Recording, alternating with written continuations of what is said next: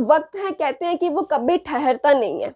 वक्त बदलता है, एक पर्सन के लाइफ के हालात, उसके रोल बदलते हैं। ऐसे ये जो पर्सन है पिंकू, इसकी लाइफ में भी चेंजेस आए, इसके लाइफ के भी रोल चेंज हुए। कभी ये लो लेवल पर, कभी हाई लेवल पर, कभी लो कभी हाई। कैसे? फॉर एग्जाम्पल, जब ये छोटा था ये स्कूल जाता था, फिर टाइम बदला, ये बड़ा हुआ, स्कूल से ये कॉलेज लेवल पर आया। फिर एक टाइम था जब कोरोना पैंडेमिक की सिचुएशन आई, घर पर ये फ्री रहा। फिर टाइम चेंज हुआ, अब ये जॉब करता है। तो ये क्या हो रहा है? जैसे जैसे टाइम बदला इसके लाइफ में चेंजेस आए। कभी ये लो लेवल पर, तो कभी अप, कभी लो तो कभी अप। ऐसे जो गवर्नमेंट है उसका रोल भी स्टेबल नहीं रहता है, वो टाइम के हिसाब से, टाइम के साथ साथ वो भी चेंज होता है। So welcome back to the channel. आज के इस वीडियो में हम लोग इसी टॉपिक पर बात करेंगे, that is changing role of public sector. तो चलिए इस टॉपिक को समझने के लिए एक एग्जांपल देखते हैं। ये जो फैमिली मेंबर्स हैं, ये आपको कुछ उदास उदास से नहीं लग रहे? स्माइल ही नहीं है चेहरे पर। क्यों? एक्चुअली ना इनके घर पे फायर, आग लग गई। अब जब आग लगी है तो मतलब नुकसान भी हुआ है। अब घर में ये तो है नहीं जो आग है वो सिर्फ सस्ती सस्ती चीजों को जला देगी और महंगी महंगी चीजों को छोड़ देगी, नहीं, वो तो सब जलाकर राख करेगी। तो ऐसे सिनेरियो में क्या अब ये लोग लाइफ टाइम के लिए ऐसे उदास रहे, ऐसे सर पटक के बैठे रहे? बिल्कुल भी नहीं, सरवाइव तो करना है ना।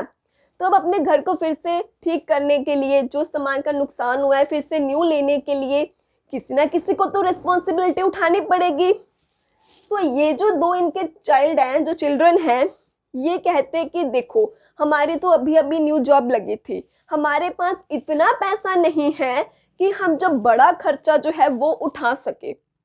ये तो पीछे हट गए। लेकिन अब इसका मतलब ये नहीं है कि जो बड़ा लेवल का नुकसान हुआ है उसको ठीक ना किया जाए। तो इस सिचुएशन में कौन करे? किसी ना किसी को तो रिस्पॉन्सिबिलिटी लेनी ही पड़ेगी। तो इनके फादर बोले कोई बात नहीं, मैं हूं ना, जो भी बड़ा नुकसान हुआ है मैं देख लूंगा, मैं उसको ठीक कर दूंगा। ठीक है, ऐसे ही ना हमारी जो कंट्री थी उसको इंडिपेंडेंस कब मिली, कब वो आज़ाद हुई? 1947 में।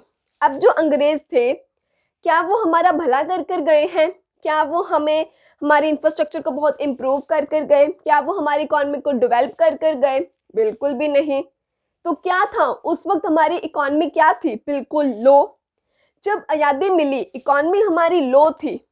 तो जैसे अब मैंने बोला, ये सारी लाइफ के लिए उदास होकर तो नहीं बैठ सकते थे। ऐसे ही हमारी कंट्री भी ऐसे हमेशा सर पटक के तो नहीं बैठ सकती थी, अपनी इकोनॉमी को डेवलप तो करना ही था ना। तो दो ऑप्शन थी, पब्लिक सेक्टर और प्राइवेट सेक्टर। या तो अब इस चीज़ की जिम्मेवारी पब्लिक सेक्टर लेती या प्राइवेट लेती या दोनों लेते। जैसे ये बच्चे पीछे हट गए कि भाई हमारे पास इतना पैसा नहीं है कि हम बड़े लेवल का खर्चा जो है वो उठा सके, ठीक उसी तरह से जो ये प्राइवेट सेक्टर था ना, इसने उस टाइम पर पता क्या बोला कि जो हाई इन्वेस्टमेंट्स हैं हम नहीं कर सकते क्योंकि हमारे पास इतना पैसा नहीं है। सबसे पहले तो इन्होंने हाई इन्वेस्टमेंट्स करने से कर दिया मना। दूसरी बात, इन्होंने बोला कि हम किसी ऐसी जगह पर पैसा इन्वेस्ट नहीं करेंगे जहां पर हमारा पैसा क्या है, लॉन्ग टर्म के लिए स्टक हो जाएगा, वहां पर हम पैसा नहीं लगाएंगे। थर्ड बात इन्होंने बोली कि जहां हमें पब्लिक वेलफेयर का भी कुछ नहीं पता, कहते कि हम समाज सेवा में भी पैसा नहीं लगाने लगे। ठीक है, क्योंकि हमने अब तक क्या पढ़ा था पहले भी कि जो प्राइवेट सेक्टर है वो किसकी बात करता है, ये प्रॉफिट की बात करता है। तो उस सिचुएशन में प्राइवेट सेक्टर ने क्या बोला, पहला तो हाई इन्वेस्टमेंट के लिए, मतलब बड़े पैसा लॉन्ग स्केल के लिए पैसा लगाना इनके पास नहीं है, पैसा नहीं है इतना, हाई इन्वेस्टमेंट्स के लिए ये पैसा नहीं लगा सकते। जहाँ पैसा लॉन्ग टर्म के लिए स्टक करेगा वहाँ भी ये पैसा नहीं लगाएंगे। जहाँ पर इनको प्रॉफिट नहीं होगा, वेलफेयर की बात आई, ये वहाँ भी पैसा नहीं लगाना चाहते। तो अब ऐसे सिनेरियो में कौन पैसा लगाए? जहाँ हाई इन्वेस्टमेंट्स की जरूरत है, जहाँ पैसा लंबे समय के लिए रुक जाएगा, जहाँ पर वेलफेयर की बात है, फिर वहाँ पैसा कौन लगाता? तो दैट टाइम वहाँ पर पब्लिक सेक्टर ने, मतलब गवर्नमेंट ने कहा कि हम पैसा लगाएंगे। उसके लिए गवर्नमेंट ने हाई इन्वेस्टमेंट लगाई, गवर्नमेंट ने 5 ईयर प्लान्स बनाए। क्यों? अपनी कंट्री की जो इकॉनमी है उसको डेवलप करने के लिए। तो गवर्नमेंट ने क्या किया, सबसे पहले तो डेवलपमेंट ऑफ इंफ्रास्ट्रक्चर, अब अगर हमें इकोनॉमी डेवलप करनी है तो हमारी कंट्री में इंडस्ट्रीज होनी चाहिए, लेकिन इंडस्ट्रियलाइजेशन के लिए इंफ्रास्ट्रक्चर तो होना चाहिए ना। इंफ्रास्ट्रक्चर क्या, हमारे जो स्टील्स हैं, ठीक है, स्टील प्लांट्स हैं, जो कम्युनिकेशन फैसिलिटी है, ट्रांसपोर्ट फैसिलिटी है, एयरपोर्ट, रोड्स वगैरह, ये सब होना चाहिए था। तो यहाँ पर जो पैसा लगाया वो किसने लगाया, पब्लिक सेक्टर ने। जो हमारे एयरपोर्ट बनाए, ट्रांसपोर्ट फैसिलिटी, जो कम्युनिकेशन फैसिलिटी, ये सब इंफ्रास्ट्रक्चर को किसने डेवलप करा, गवर्नमेंट ने, क्योंकि इसके लिए हाई इन्वेस्टमेंट की जरूरत थी, प्लस यहाँ पर पैसा जो था वो लॉन्ग समय के लिए, लंबे समय के लिए स्टक होना था। तो ऐसी सिचुएशन में फिर गवर्नमेंट ने क्या करा था, तब इंफ्रास्ट्रक्चर को इम्प्रूव करा था। नेक्स्ट है रीजनल इम्बैलेंस। रीजनल इम्बैलेंस का मतलब है, एग्जाम्पल से समझते हैं, एक ये कंट्री है, ये कौन सी है, ये बॉम्बे मान लो, चलो ये दिल्ली है, कंट्री नहीं सॉरी स्टेट, ये बॉम्बे है, ये दिल्ली है, ये कोई स्मॉल टाउन है और ये कोई स्मॉल सिटी है, ठीक है। एक प्रोडक्ट बनाया, ए बी प्रोडक्ट। कौन सा प्रोडक्ट, एक प्राइवेट इंडिविजुअल ने ए बी प्रोडक्ट बनाया, लेकिन वो प्रोडक्ट उसने बॉम्बे में भी सोल्ड करा, दिल्ली में भी करा, मतलब उस प्रोडक्ट की जो इंडस्ट्री थी मान लो उसने बॉम्बे और दिल्ली में तो सेट कर दी, स्टैब्लिश कर दी, लेकिन स्मॉल सिटी और स्मॉल जो टाउन था उसने वहां उसको लगाने से कर दिया मना। क्यों, क्योंकि प्राइवेट सेक्टर किसकी बात करता है, प्रॉफिट की। वो कहता कि इस प्रोडक्ट को अगर तो मैं यहाँ पर लॉन्च करूँ, यहाँ पर बेचूं तो मेरा फायदा है। ये कहते हैं जो महंगा प्रोडक्ट है ये स्मॉल टाउन वाले और स्मॉल सिटी वाले क्या ही खरीदेंगे, मैं अपना नुकसान क्यों करवाऊं। तो अब ऐसे सिनेरियो में ये जो रीजन्स हैं ये तो डेवलप हो रहे हैं, लेकिन अब इनका क्या होगा, ये जो स्मॉल टाउन्स हैं, जो बैकवर्ड एरियाज थे, उनको कौन डेवलप करता। तो फिर इस सिनेरियो में कौन आगे आया, किसने अपना इनिशिएटिव दिखाया, पब्लिक सेक्टर ने। पब्लिक सेक्टर ने क्या करा, उसने क्या करा, यहाँ पर ऐसे स्मॉल टाउन्स में उस टाइम पर 4 स्टील प्लांट्स लगाए थे, ठीक है। तो और आप लोगों ने एक और बात सुनी होगी, आप अक्सर सुनते होंगे कि अगर बैकवर्ड एरियाज में आप लोग इंडस्ट्री एस्टैब्लिश करते हो तो गवर्नमेंट क्या देती है, आपको रिबेट देती है, ठीक है, आपको सब्सिडीज प्रोवाइड करती है। तो ऐसा गवर्नमेंट क्यों करती है, ताकि रीजनल इम्बैलेंस खत्म हो, ताकि सिर्फ यही एरियाज नहीं, जो स्मॉल टाउन्स हैं, जो सिटीज हैं, वो भी डेवलप हो सके। नेक्स्ट है check over concentration of economic power. अब मान लो ये एक प्राइवेट इंडिविजुअल है, ठीक है, एक प्राइवेट ऑनर है, जो भी है ये, इसने क्या करा, इस भाई साहब ने फिर से चलो मान लो ए बी प्रोडक्ट बनाया, ठीक है। इस प्रोडक्ट की इसको कॉस्ट ऑफ प्रोडक्शन पड़ रही थी 10। फिर से सुनो, एक प्राइवेट एंटरप्राइज, एक प्राइवेट इंडिविजुअल है जिसने एक ए बी प्रोडक्ट बनाया, उसकी कॉस्ट ऑफ प्रोडक्शन उसको कितनी पड़ती थी, सिर्फ 10 रुपये, ओनली 10 रुपीज, लेकिन ये बेचना पता कितने में था उस प्रोडक्ट को, 100 रुपीज में। इतना महंगा क्यों, क्योंकि कोई कॉम्पिटिटर ही नहीं है, इसको पता है इसके अकेले की मोनोपोली है, कोई और है ही नहीं, तो इसकी मर्जी है, ये जितने मर्जी को उस प्रोडक्ट को बेचे। तो फिर ऐसे सिनेरियो में फिर गवर्नमेंट ने इनिशिएटिव दिखाया, उसने क्या करा, ऐसे प्रोडक्ट बनाने वाली और 2-3 इंडस्ट्रीज बनाई, मतलब पब्लिक सेक्टर, ठीक है, पब्लिक एंटरप्राइजेस बनाए, और इसी ऐसे प्रोडक्ट को उसने रीजनेबल रेट पे प्रोवाइड करा। इससे क्या हुआ, जो मोनोपोली थी वो खत्म होने लगी, ठीक है। ये जो ऐसे लोग करते थे ना कि हाँ हम अपने हाथ में मोनोपोली ले बैठे थे कि हमारा कोई कॉम्पिटिटर नहीं है, जितना जी आए महंगा दे रहे लोगों को सामान, तो फिर इस केस में फिर गवर्नमेंट ने इनिशिएटिव दिखाया और उसने मोनोपोली को ख़त्म करने की कोशिश करी, ताकि लोगों को जो गुड्स है वो रीजनेबल रेट में प्रोवाइड हो सके। नेक्स्ट है इंपोर्ट सब्स्टिट्यूशन। सुनते होंगे आप लोग आज के टाइम में भी मेक इन इंडिया। इसका मतलब क्या है, इसका मोटो क्या है कि अपने देश में गुड्स बनाओ, बाहर की कंट्रीज के ऊपर डिपेंड मत रहो। तो ये जो था इंपोर्ट सब्स्टिट्यूशन, इसका मतलब यही था कि जो गुड्स आप लोग बाहर से मंगवाते हो, कोशिश करो कि आप लोग उन गुड्स को खुद अपनी कंट्री में बनाओ, अपनी कंट्री में एम्प्लॉयमेंट बढ़ाओ। क्लियर है। नेक्स्ट है government policy toward the public sector since 1991। अच्छा जी, तो अब तक तो क्या था, आज़ादी के बाद अब तक तो क्या था, कहते हैं 1991 से पहले गवर्नमेंट का, पब्लिक सेक्टर का ही डोमिनेंट रोल था। हम अभी क्या पढ़ रहे थे कि प्राइवेट सेक्टर तो पीछे ही हटा पड़ा था, ठीक है। लेकिन फिर एक टाइम ऐसा आया, इंडिया डूबी कर्ज में, ठीक है। इंटरनेशनल मॉनेटरी फंड से इंडिया को कितना कर्ज देना पड़ा, अपना कितना गोल्ड देना पड़ा। तो ऐसे सिचुएशन में गवर्नमेंट के हाथ हो गए खड़े, मुश्किल हो गया। प्राइवेट सेक्टर वालों को बोला आ जाओ भाई आ जाओ, तुम्हारी भी जरूरत है अब, ठीक है। तो 1991 में एक न्यू इकोनॉमिक पॉलिसी बनानी पड़ी, क्योंकि उस टाइम पे उस न्यू इकोनॉमिक पॉलिसी का बनाना बहुत जरूरी था अपनी कंट्री की इकोनॉमिक पोजीशन को ठीक करने के लिए। तो उस पॉलिसी में क्या आया, LPG, liberalisation, privatisation and globalisation, ठीक है। तो प्राइवेटाइजेशन आने से क्या हुआ, अब इस पॉलिसी को बनाने से क्या हुआ, सबसे पहले तो क्या हुआ, कहते हैं reduction in industries reserved for public sector. 17 industries जो थी वो सिर्फ और सिर्फ पब्लिक सेक्टर के लिए रिजर्व थी, मतलब वहां पर प्राइवेट सेक्टर वाले की इन्वॉल्वमेंट ही नहीं थी, वो अपना कुछ कंट्रीब्यूशन देते ही नहीं थे। लेकिन ये न्यू इकोनॉमिक पॉलिसी आने से पहले 2001 में क्या हुआ, सिर्फ और सिर्फ 1991 में क्या हुआ, सिर्फ और सिर्फ 8 इंडस्ट्रीज जो थी वो पब्लिक सेक्टर मतलब के हाथ में थी, और बाकी में प्राइवेट सेक्टर की भी इन्वॉल्वमेंट हुई।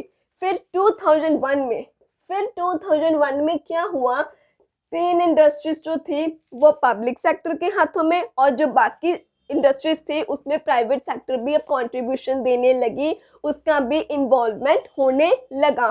तो क्या था, पहले 17 इंडस्ट्रीज थी, फिर वो कम होकर 8 होगी जो पब्लिक सेक्टर के हाथों में, और बाकी बची इंडस्ट्रीज में प्राइवेट सेक्टर भी इन्वॉल्व होने लगी।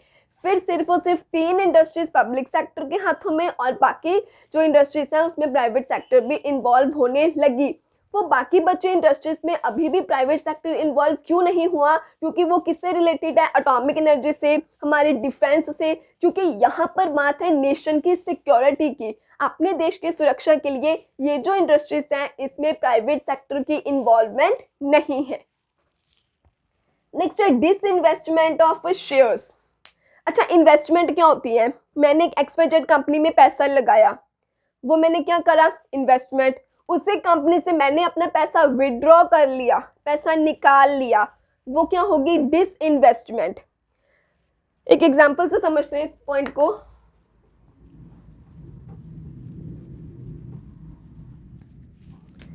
मान लीजिए ये एक पर्सन है, ठीक है, ये मान लो मेरे घर में कोई बहुत ओल्ड पर्सन है जो बहुत बीमार है।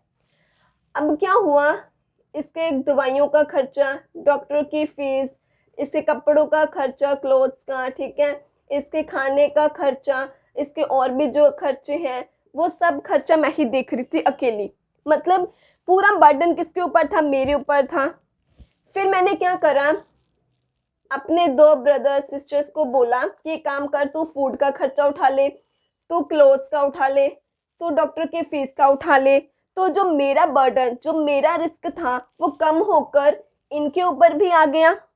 तो जो पैसा अब मैं ये क्लोथ्स पर, इस पर और इस पर लगा रही थी, अब वही पैसा मेरा बच गया, उसको मैं कहीं और भी लगा सकती हूँ ना।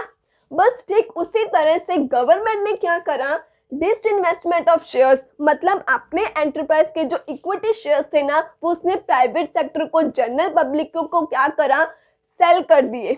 उससे क्या हुआ, मान लो ये एक यूनिट है, एक पब्लिक सेक्टर एंटरप्राइज है, ठीक है, पहले इसके ऊपर सिर्फ और सिर्फ गवर्नमेंट का बर्डन था, ठीक है, अब इसके शेयर्स गवर्नमेंट ने प्राइवेट सेक्टर वालों को क्या कर दिए, सेल कर दिए। तो इसका मतलब गवर्नमेंट का जो बर्डन, जो रिस्क है वो कम होकर अब इनके ऊपर आ गया।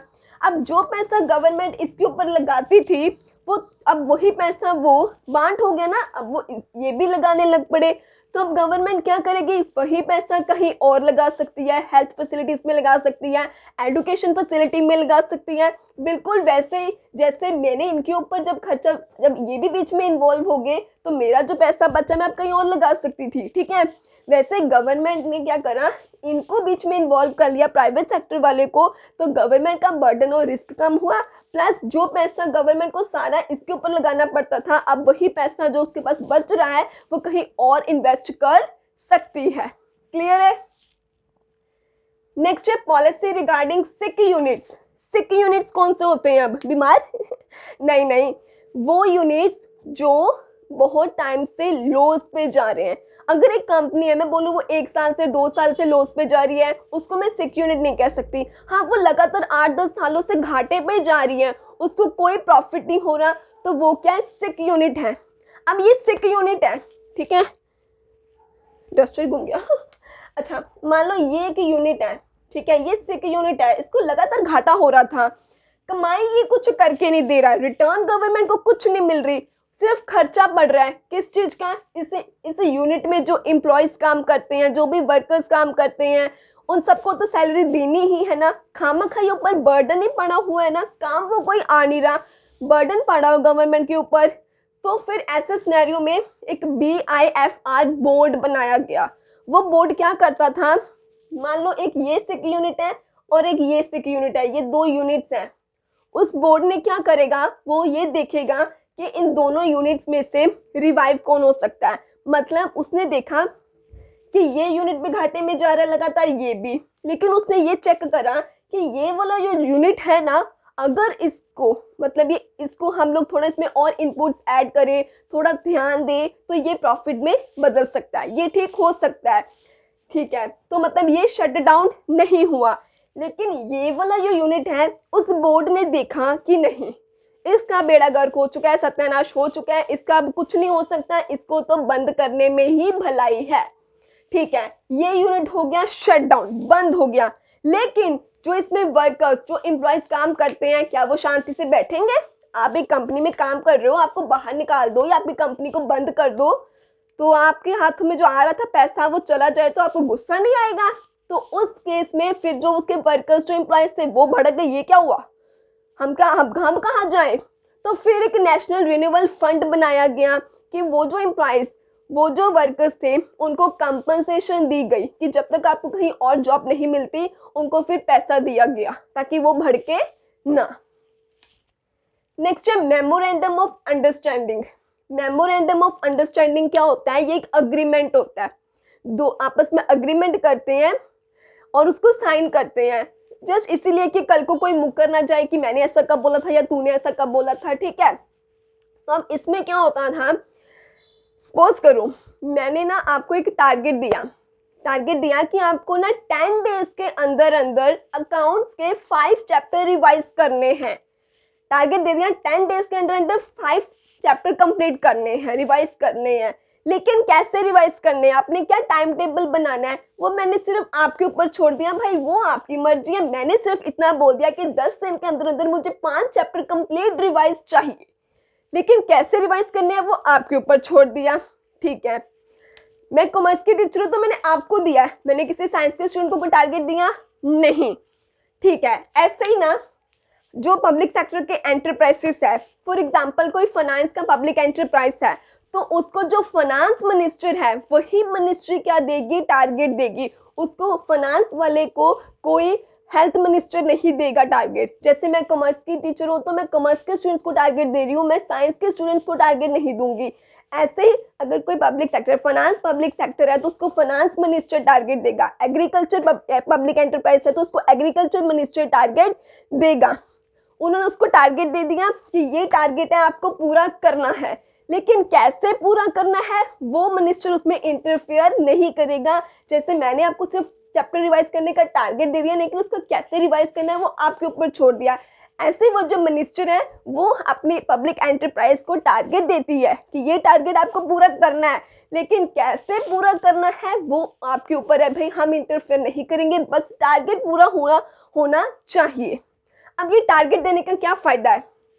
इससे फायदा ये है कि जो यूनिट सिक हो रहे थे, बार बार घाटे में जा रहे थे। क्यों घाटे में जा रहे थे? क्योंकि कोई टारगेट ही नहीं है। अब स्टूडेंट्स हैं, फेल क्यों हो रहे थे? कोई टारगेट ही नहीं है, कोई पता ही नहीं है कि हम कितने डेज में हमें कितने चैप्टर्स एटलीस्ट कंप्लीट करने चाहिए, ठीक है। थोड़ी लेजीनेस आ जाती है कि कल कर लेंगे, आज कर लेंगे। जब पता है टारगेट है, पूरा करना है, तो वो करना ही पड़ेगा, ठीक है।